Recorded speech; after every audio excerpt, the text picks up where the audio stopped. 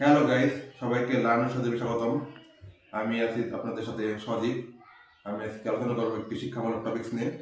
আজকে আমার টপিক্সের আলোচনা বিষয় হচ্ছে একটি সভ্যতা বা সিভিলাইজেশন।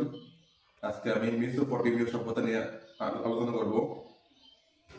আর বর্তমান পৃথিবী গড়ে উঠেছে বিভিন্ন সভ্যতার উপরে ভিত্তি করে, যেমন মেসোপটেমীয়, সিন্ধু, গ্রিস, তারপরে মিশর সভ্যতা।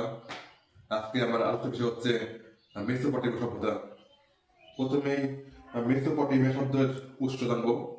মেসোপটেমিয়া শব্দটি এসেছে মেসোস এবং পটামস থেকে। মেসোস শব্দের অর্থ হচ্ছে মধ্যবর্তী, আর পটামস শব্দের অর্থ হচ্ছে নদী। অর্থাৎ এটার অর্থ হচ্ছে দুটি নদীর মধ্যবর্তী অঞ্চল। দুটি নদী হচ্ছে, একটা হচ্ছে টাইগ্রিস আর একটা হচ্ছে ইউফ্রেটিস।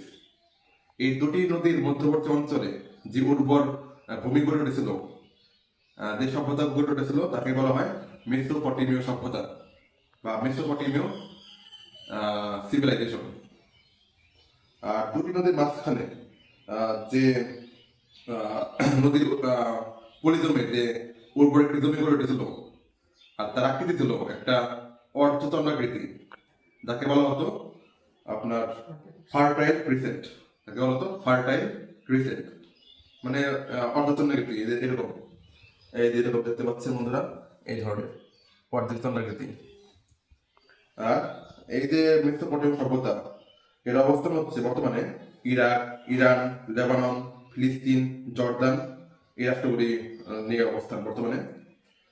আর হচ্ছে এই যে সভ্যতা, এই সভ্যতা শুরু হয়েছিল খ্রিস্টপূর্ব 5000 অব্দের দিকে। আর বর্তমানে যে ইরাক, ইরাক থেকে শুরু করে ফার্টাইল কিচেন পুরোটাই ছিল এই সভ্যতার বিস্তার।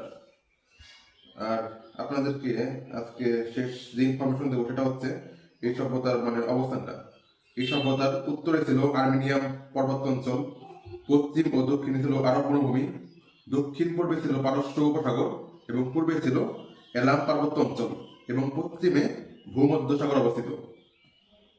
আর আরেকটা জিনিস, এই সভ্যতার প্রধান আবিষ্কার ছিল চাকা অর্জন। আজকে এই পর্যন্তই।